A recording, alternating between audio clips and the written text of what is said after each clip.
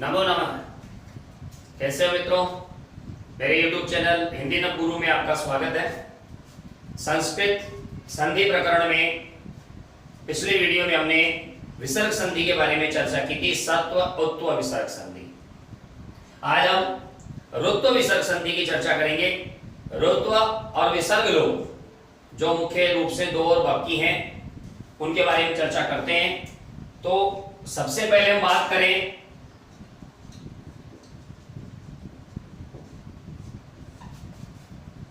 तो देखिए, एक छोटा सा सूत्र है, इचो असी विसर्गस्य रेफः। इसमें दो शब्द हैं, इच अश।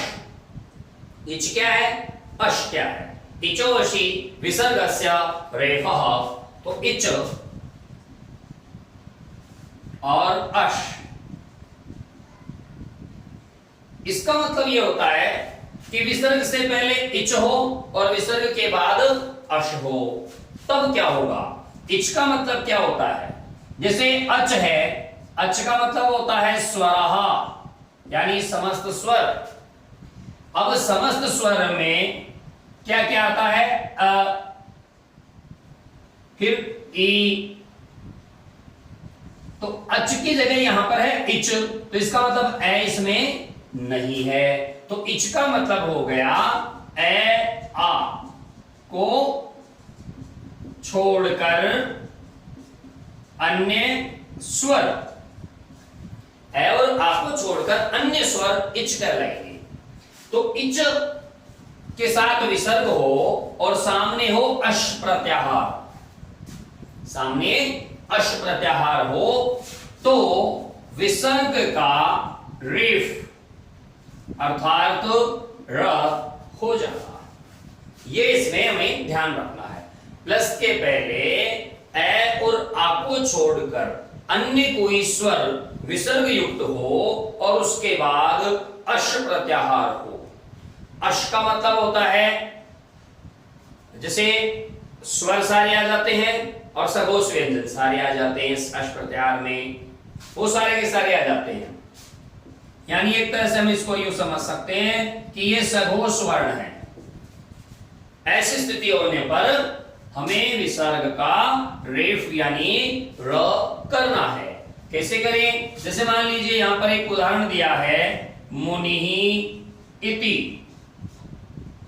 अब इस स्थिति को आप समझिए, ये विसर्ग है, विसर्ग से पहले ई है, तो इसका मतलब ई ए और आ के अलावा है, ए और आ के अलावा स्वर है, और सामने ई है जो कि अश प्रत्याहार में आता है, समस्त स्वर आते हैं और सघोष व्यंजन, यानी हम यूं समझ सकते हैं कि हश प्रत्याहार प्लस स्वर दोनों मिलाकर अश प्रत्याहार कहलाते हैं।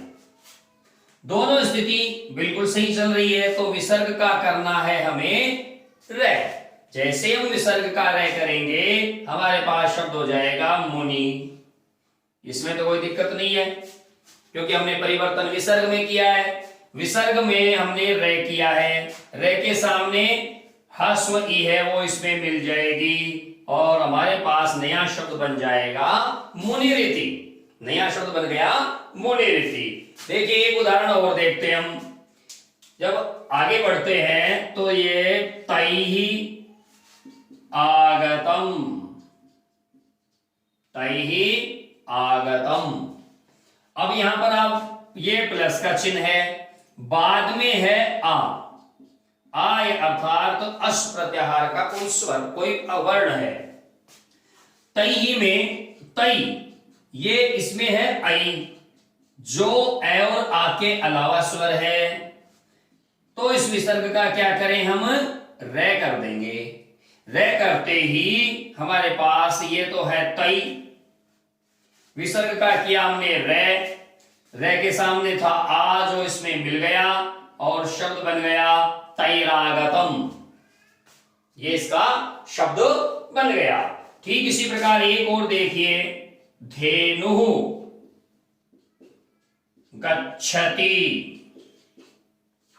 धेनुः गच्छति। तो ये क्या कहता है कि इस विसर्ग से पहले उ है, उ का मतलब है कि वो ए और आ को छोड़कर अन्य स्वर है यानी इच है, और सामने हस प्रत्याहार अस प्रत्याहार का कोई वर्ण है, तो हमें इस विसर्ग को रे में बदलना है।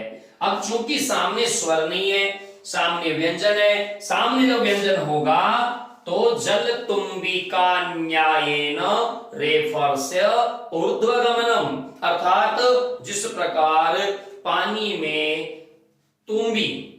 तुम्बिका अर्थात जैसे कोई लौकी या कद्दू जब सूख जाता है तो अंदर से खोखला होकर उसका एक पात्र बना लिया जाता है जिसको तुम्बी कहते हैं। बाबा जी वगैरह जो कमंडल रखते हैं उसको पानी में डुबोते हैं तो वो हल्का होने के कारण डूबने की बजाय ऊपर आ जाता है। उसी न्याय से जो हलंत रह है सामने स्वर न होने की वजह से ऊपर चला जाएगा, और ऊपर चला जाएगा तो ये गए के ऊपर चला गया और शब्द बन जाएगा धेनुर्गच्छति।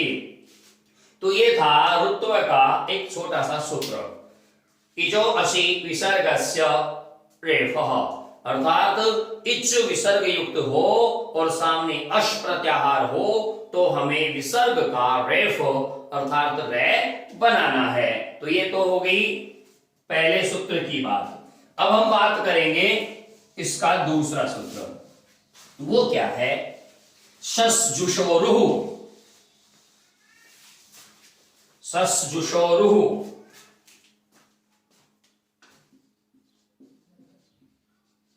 ये कहता है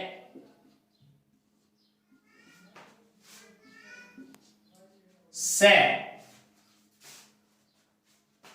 और सजुस,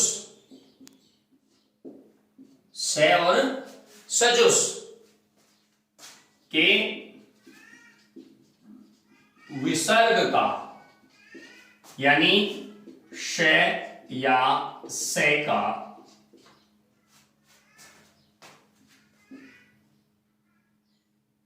रू यानी रे हो जाता है। अब ये कौन सा है सस्जुषोरु? अब इसको यूं समझ सकते हैं जैसे कोई भी शब्द अपन हमारे पास होता है तब हम चित्र देखते हैं कि जो स्वादि प्रत्यय होते हैं, स्वादि प्रत्यय जैसे सु जसम और षष्ठाभ्याम विस, उसमें जो से यानी सु में जो से बसता है उसका हमें यहां पर ध्यान रखना है। तो यहां पर विसर्ग का हमें क्या करना है? रू, रुत्व बोलते हैं इसको क्योंकि रू होता है, रू का फिर इसका संज्ञा होकर रे शेष रह जाता है। तो अब जैसे हमारे पास है हरे द्रव्यम, हरे द्रव्यम, तो इसका क्या हो जाएगा? हरेर द्रव्यम, हरेर द्रव्यम, ये इस प्रकार से इसमें हमारे पास शब्द आ जाएगा। जैसे रामः ये है और सामने आ गया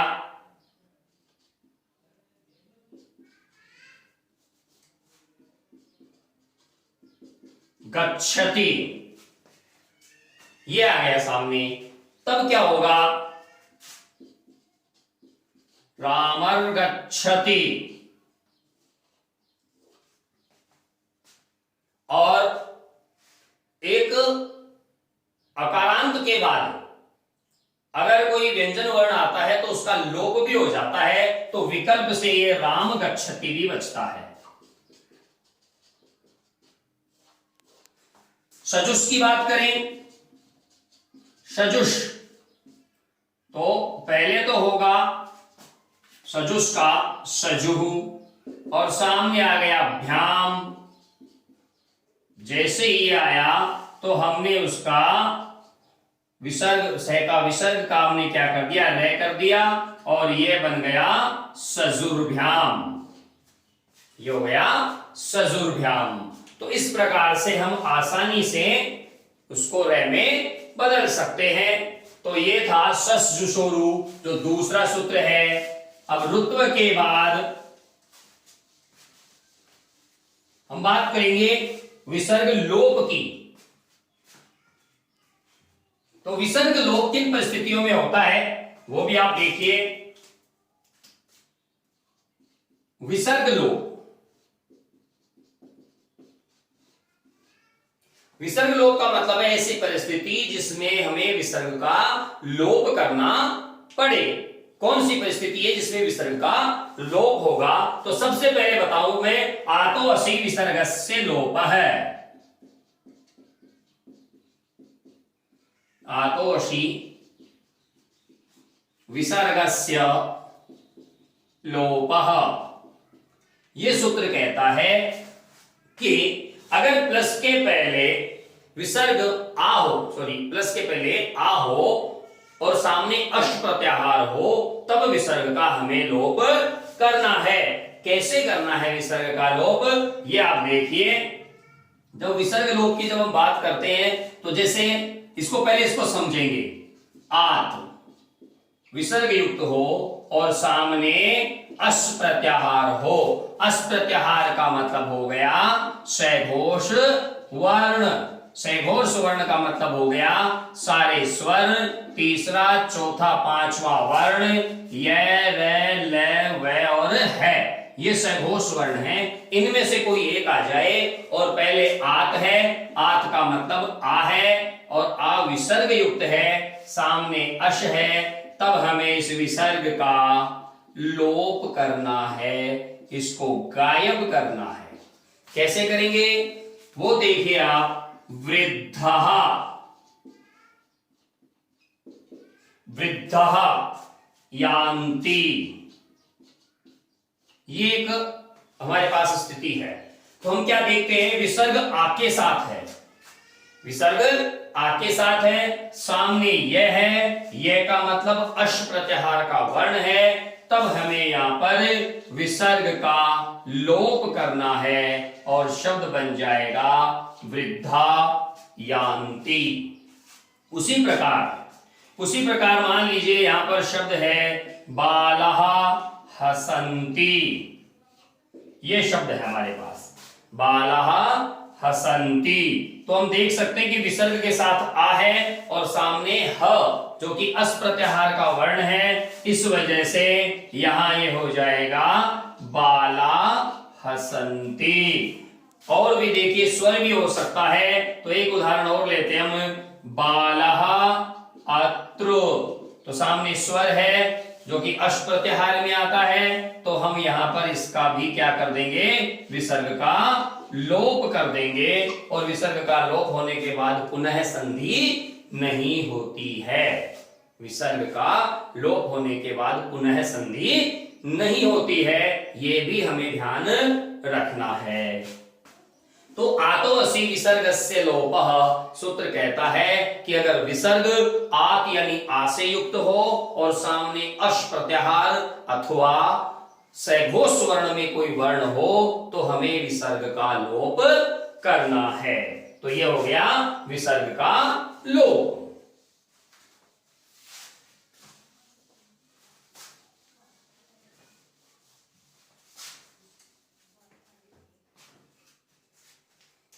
अब बात करेंगे हम एक और सूत्र की, जो क्या कहता है कि एतद् धतो सुलोपो अकोर नय्य समासे हलि। ये विसर्ग लोप से जुड़ा हुआ है।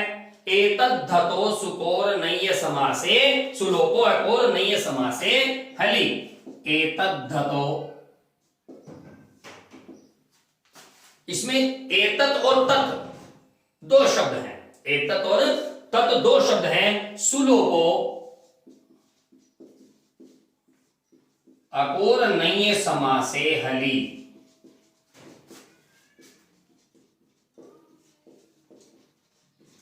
ये इसका सूत्र है। ये सूत्र क्या कहता है कि जब हमारे पास सह और असह हो और सामने कोई व्यंजन हो, प्लस के पहले क्या है, एतत्, एतत् से बनता है एषः, और तत्, तत् से बनता है सह। ये दो स्थिति हो गई। तो एतत् और तत् यानी एषः और सह के बाद में अगर व्यंजन हो तब हमें क्या करना है, विसर्ग का लोप करना है, हमें विसर्ग का लोप करना है। अभी थोड़ी देर पहले मैंने जैसे आपको बताया था रामः गच्छति, तो रामर गच्छति बना उससे, लेकिन मैंने यहां भी ये भी बताया था कि विकल्प से इसका विसर्ग का लोप भी होता है, तो यहां पर वो लोप होगा। जैसे हमारे पास शब्द है सह गच्छति, ये शब्द है हमारे पास सह गच्छति, तो सह गच्छति यहां पर होगा तो हम क्या देखते हैं कि सह ये रहा और उसके सामने कोई व्यंजन है, तो हमें यहां पर विसर्ग का लोप करना है, और विसर्ग का लोप करते ही शब्द बन जाएगा से गच्छति, ये इसका शब्द बन जाएगा। वैसे ही एषः विष्णु, ये शब्द है एषः विष्णु, तो अब यहां पर हम क्या देखते हैं कि ये एषः है ये रहा और इसके सामने व्यंजन है, तब हमें यहां पर विसर्ग का लोप कर देना है और शब्द बन जाएगा एष विष्णु। तो हमें इन चीजों का ध्यान रखना है कि सह और ऐसह के बाद कोई व्यंजन हो, सह और ऐसह के बाद कोई व्यंजन हो, तब हमें सह और ऐसह का जो विसर्ग है उसका लोप करना है। तो ये दूसरा इसका विसर्ग लोप का सूत्र है। अब इसमें अगली जब हम चर्चा करते हैं तो एक महत्वपूर्ण सूत्र सामने आता है रोरी। ये क्या कहता है, रे और रे, यहां पर ये विसर्ग का रे है, तो रोरी सूत्र ये कहता है कि रकार के बाद रकार आए तो पूर्व रकार का लोप हो जाता है, अर्थात रेफ के बाद पुनः रेफ यानी रे हो तो पूर्व के रेफ यानी रे का लोप हो जाता है।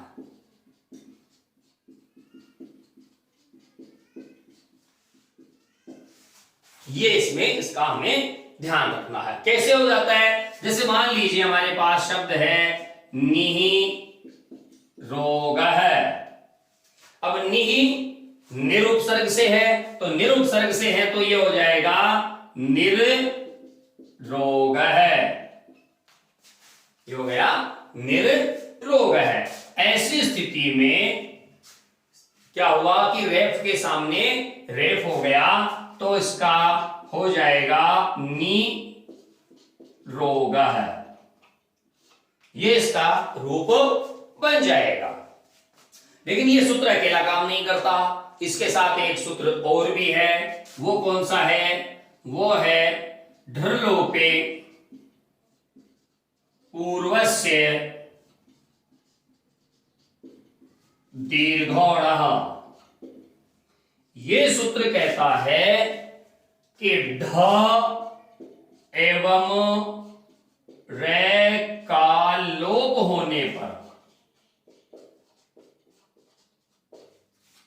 ढ एवं रे का लोप होने पर पूर्व रे का, पूर्व अण यानी जो पूर्व स्वर है का को दीर्घ हो जाता है।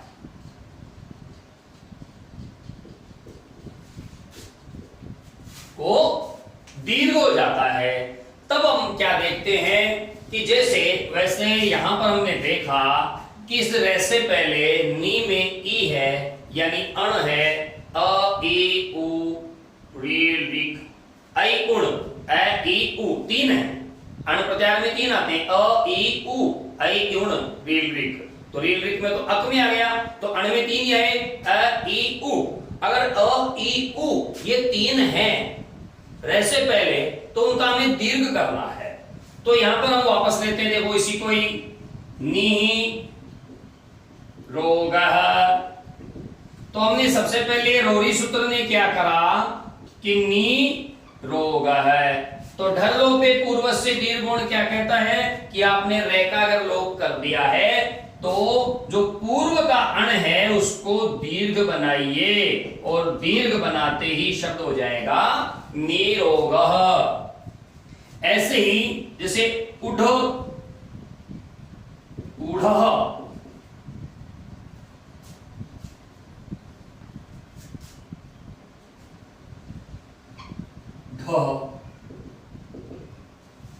हमने क्या किया, रे और ढे का लोप हो गया, ये विसर्ग नहीं है, रे और ढे का लोप हो गया, तो जब रे और ढे का लोप हुआ तो हमारे पास हो गया पू ढह। तो ये कहता है डर लोपे, अगर आपने ढे और रे का लोप किया तो पहले वाले को दीर्घ करो, पहले वाले का दीर्घ होते ही ऊ बड़ा हो गया और शब्द बन गया ऊढ़। जो हम प्रौढ़ शब्द में काम में लेते हैं, प्रौढ़ा शब्द में काम में लेते हैं, वो यहाँ पर आ जाता है। और भी उदाहरण की हम चर्चा करते हैं, जैसे पुनः या पुनर रमते। तो यहां पर हम अच्छी तरह देख सकते हैं कि ये पुनः है, लेकिन यहां पर ये विसर्ग रेफ की तरह प्रयुक्त हुआ। तो पहले रोरी सूत्र ने क्या किया कि इसने रे का लोप कर दिया, रे का लोप करने के बाद ढरलोपे पूर्व से दीर्घो अण सूत्र ने जो उस रे से पहले का स्वर था ए ई उ उसको दीर्घ कर दिया, तो न के ए को उन्होंने दीर्घ कर दिया, दीर्घ करते ये बन गया पुनारमते। इसी प्रकार मान लीजिए और भी अगर हम चर्चा कर लेते हैं, तो जैसे दुर जो कि दूहू है, राज है, तो हमने यहां पर देखा कि रोरी सूत्र कहता है कि आप इसको रे को हटा दीजिए क्योंकि सामने फिर से रे आ गया। तब ढरलोपे पूर्व से दीर्घ अण से जो ह्रस्व उ था उसको दीर्घ उ में बदल दिया और ये बन गया दुरासह।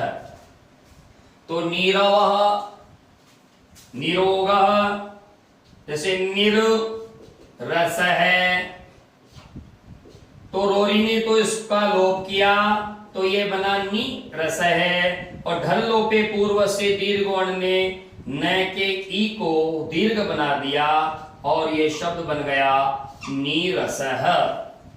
तो इस प्रकार से रोरी और ढर लोपे पूर्व से दीर्घ अण सूत्र दोनों एक साथ कार्य करते हैं। रोरी सूत्र रे और ढे का लोप कर देगा और ढर लोपे पूर्व से दीर्घ अण सूत्र दोनों जो ढे और रे का जो लोप हुआ उससे पहले वाले वर्ण को दीर्घ कर देता है। तो आज हम संधि प्रकरण में, विसर्ग संधि प्रकरण में बस इतना ही, और अब हम संस्कृत में अगला वीडियो जो कि किसी अन्य बिंदु पर होगा, कारक प्रकरण से संबंधित होगा, वो लेकर जल्द ही आपके सामने हाजिर होंगे। आप हमारे YouTube चैनल हिंदी नव गुरु को सब्सक्राइब कीजिए, शेयर कीजिए, लाइक कीजिए, और हाँ, बेल आइकन दबाना मत भूलिएगा। उससे क्या होगा? उससे ये होगा कि हमारे लेटेस्ट अपडेट आपको तुरंत मिलते रहेंगे। तो बने रहिए हमारे साथ हिंदी नव गुरु में और आनंद उठाइए इस लॉकडाउन पीरियड में, जब सारी ऑफलाइन कक्षाएं बंद हैं, तब आप अपने विषय को हमेशा तरोताजा रखने के लिए हमसे जुड़े रहिए। जय दो संस्कृतम, जय दो भारतम।